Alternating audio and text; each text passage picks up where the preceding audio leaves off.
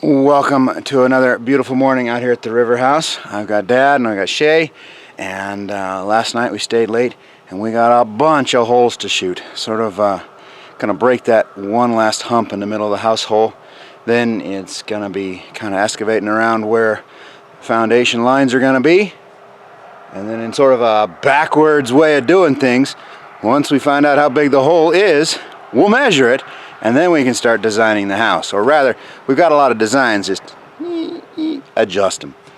So stay tuned, because I think it's like 28 shots we got to go here in the beginning. It should be a cavalcade of thunder.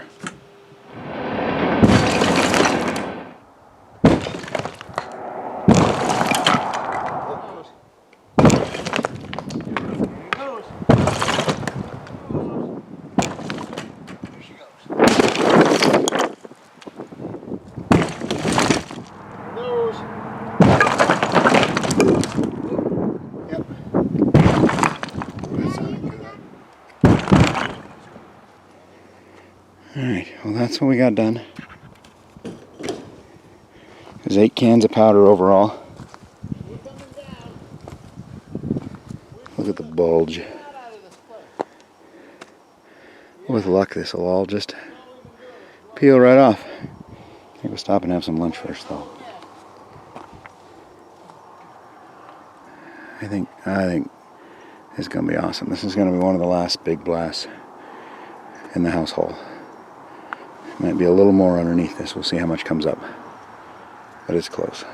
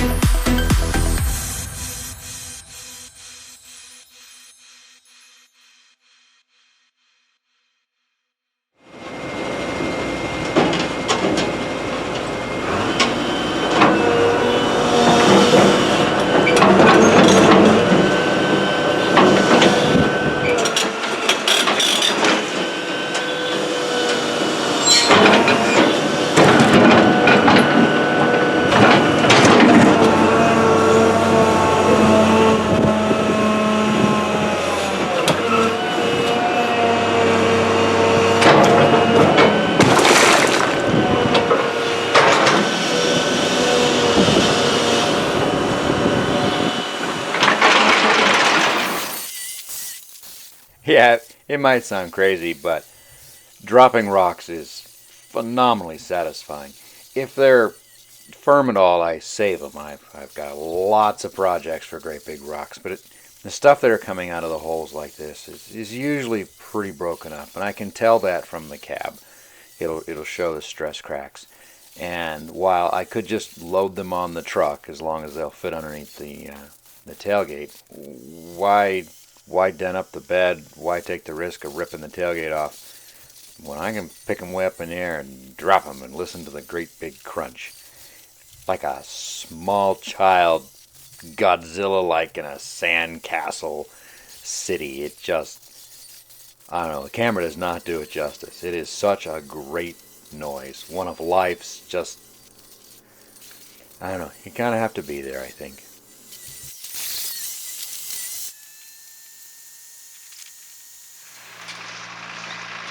So Dad's decided he's going to stay another night again, which is definitely appreciated. We know we shot this, but it didn't move. So I think we're going to put maybe 3 holes right in there. See if we can break it from the backside, and then I suspect it might roll out.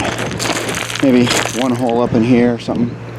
That's that hard ledge. I can't even budge it, and it ends right here and goes down to oblivion. God only knows how far.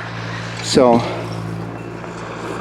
if you sight along this line, it does line up with the rock ledge down below. Who knows? But this thing's really hard, so we're gonna put maybe 3, maybe 4 on the back side, maybe 1 or 2 right here in an attempt to break it off. Then we got 3 holes over there we're gonna shoot. So that'll be for tomorrow morning, but only if I get it drilled tonight. So that's what I'm gonna start working on. You know, having the dozer there is really quite nice. It's maybe a little small for the work we're asking it to do, but she's a plucky machine, and it's kind of fun to see it here in the dark. So I started drilling, and the idea was we were going to drill these and then shoot them in the morning.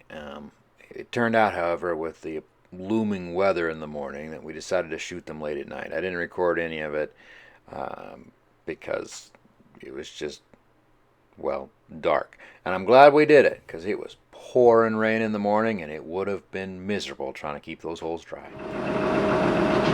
Well, we're back out of here again. It's morning of day 2. It's a Sunday morning.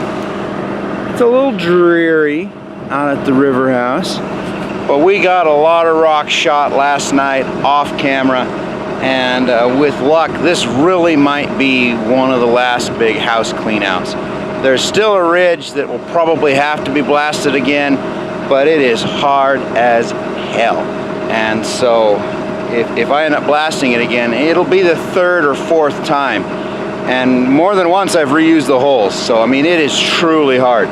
But I'm hoping that if I can remove this ridge, maybe we'll design the house around that part. Maybe we'll go over the top of it, something like that, because she might have proven the will to live. With the rain, one of the problems was this glacial till gets really sticky. The next thing you know, it is clumping up in the back of the truck. Additionally, it just turns into utter grease, and it's almost impossible to move around.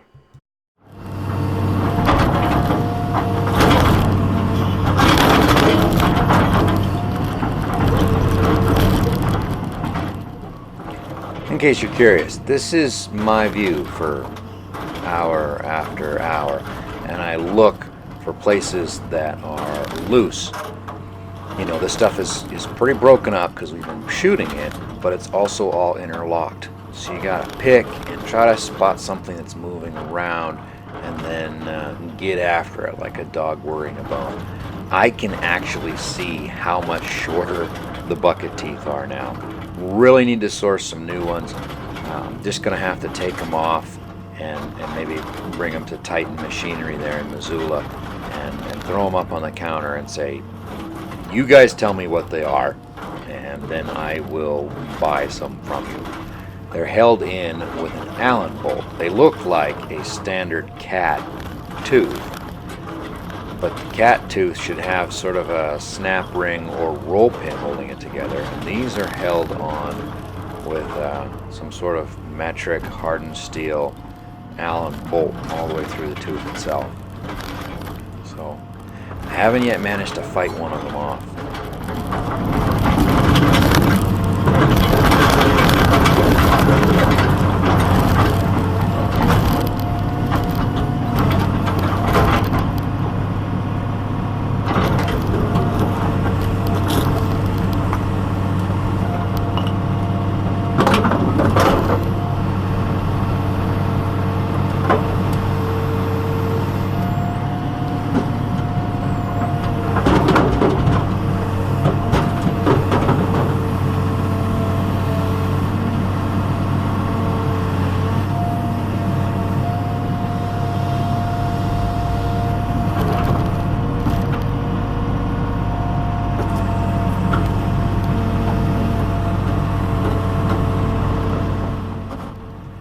One of the things I found with driving the Army truck day after day is you sort of lose any sort of connection with just the sheer size of the monster you're operating. And the excavator is kind of the same.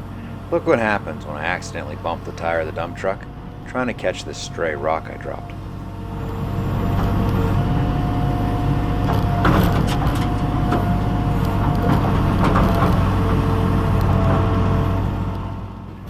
That's also why I tell my wife to stay the heck away from the excavator, because it's just a big girl.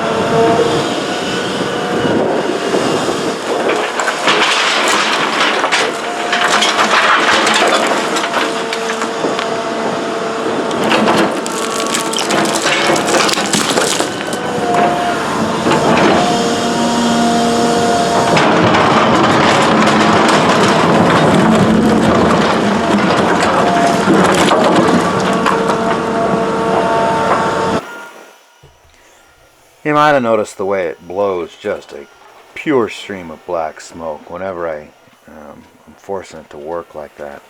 I suspect I've got a weak or a failing turbocharger. There's somebody on here that's got a 3800, the next size bigger, and 3400, sorry. And he went through the process of swapping out the turbo on his. And while mine isn't as bad as his is in his videos, it's got most of the same symptoms, so I think that might be what's going on. Well, Dad just took off. He got so sloppy up here. There just wasn't a whole lot we could do. We were out of rock. I mean, I could probably get another truckload if I just ground and picked at it, but what's the point, right? And it'd take forever, so sent him home for the worst of the storm supposedly gets here. I'm gonna go out and work on cleaning off the rock, especially the uppermost layers, trying to get it all raked down and cleaned off so that, you know, those parts that I know we won't have any more construction or drilling on, because then it can sit there and just clean all winter long for when we want to go and start building the house. On a dry day I'll bring the transit back up and I'll set it up, and we'll take some measurements. But I think we're within a foot or two in the house perimeter of where we said that would be good enough, and we'd call it a day and just build over the top of it. We didn't expect to end up with an 8-foot deep hole over there, but as long as the rock was coming out, by God, I was going to take it. So who knows, built-in root cellar, something like that. Kind of be in the middle of the living room. It's not a very convenient hole, but the heck, put the water pump down there, the pressure tank, sump, just in case we ever have leaks or something. I don't know. I could always fill it with gravel and have a flat level area underneath the house too. So, you know, nothing wrong with that. But yeah, I know it's raining a little bit, but what's the point of having a fancy new work coat if you ain't gonna go out and christen it with getting a little sloppy in the rain? Also, I want to take a shower this week, and hey, that's nice.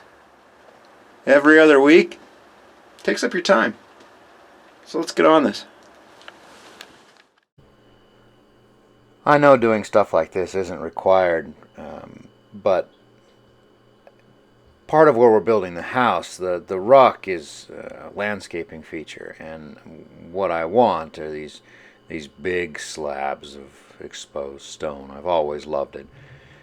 So I know I have to clean it off, and it would be a heck of a lot easier to clean it off before there was any construction in the hole itself. So that is hopefully what I will be able to accomplish, you know, because the weather's going to turn nasty and I won't be able to do a lot of concrete prep, because you don't want the forms to sit there all winter. But this I can get done, even if it's exhausting. I had to disassemble all the camera lenses because it's a little foggy in there. 3 o'clock. I'm wimping out. I'm going home. Gonna have some lunch. I almost fell off that thing a few times, so I figured after the 4th or 5th time of it saying you should do this sometime else, I might want to listen. I took some measurements. I'm going to cut a piece of rubber, make a roof cover on the excavator because it's starting to leak. And I got an idea about how to make a rake. I just got to convince my wife that I can cut up the brand new rake she bought for the tines. But basically a rake with the tines much closer together, maybe a 1/4 of an inch apart. And I think that'll be super useful for cleaning off the rock up there. But it looks better. Gonna have to get up there with the hoe and scratch through the mud or whatnot, but it looks a lot better. And it was a very productive weekend out here. You know, we're honest to gosh at the point of marking lines out on the ground and starting to measure out where the foundations will go. I doubt I can get anything like that. But you know, it's pretty warm out here. If it stays warm through Thanksgiving, who knows? I got some plans about how to do it. I want to use ICF blocks, and neither of the dads think that's a good idea, because, you know, wood and concrete make your forms. But I want to use ICF blocks for it, and I was looking at how they do some of their houses over in Europe on rock shelves like this, and they pour individual platforms, right? So you don't actually sculpt the ICF block to the rock. You just create stepped forms, And what's nice is those can be poured individually. You know, it's something that you could do one or two at a time with a concrete mixer, so that I don't have to fight a concrete truck up here. But if I could get some of that done, I don't think I can, but you know, a guy can dream. If I can get some of that done, that'd be nice. That'd be real nice. But yeah, first you gotta know how big the house is gonna be, right? But I think we finally got us a hole to measure, and I'm very satisfied. You know, one of my original concerns is we were so close to the edge of the bank, there wouldn't be any room in front of the place for a yard and or step back because the bank might be unstable someday. Now, heck, now 2/3 of the house or better is going to be literally pinned to the rock, pinned to the earth itself. It ought to be a pretty solid place. Thanks for watching.